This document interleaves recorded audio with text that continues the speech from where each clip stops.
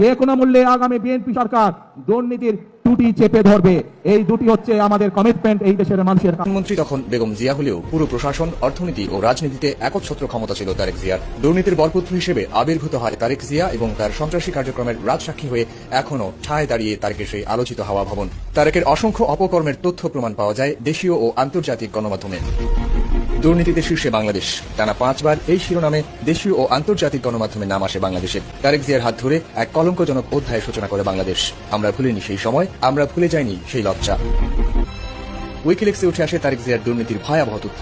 ঢাকায় মার্কিন দূতাবাস 2008 সালের 3 নভেম্বর তৎকালীন রাষ্ট্রদূত James F Moriarty Tarek Rahman সম্পর্কে লিখেন, তারেক রহমান অত্যন্ত দুর্ধর্ষ ও ভয়ঙ্কর এবং একটি দুর্নীতিপরায়ণ সরকার ও বাংলাদেশে রাজনৈতিক সহিংসতার প্রতীক। কারণ বিএনপি সরকার অতীতেও প্রমাণ করেছে 96 সাল থেকে 2001 সাল পর্যন্ত যেই সরকার ছিল তারা দুর্নীতিতে দেশকে নিচের দিকে নিয়ে গেছিল। 2001 সালে যখন দেশনেত্রী খালেদা জিয়া আপনাদের রায়ে দেশের দায়িত্ব পান, তখন ধীরে ধীরে ধীরে দেশনেত্রী খালেদা জিয়া দুর্নীতির করাল গ্রাস থেকে দেশকে বের করে নিয়ে এসেছেন।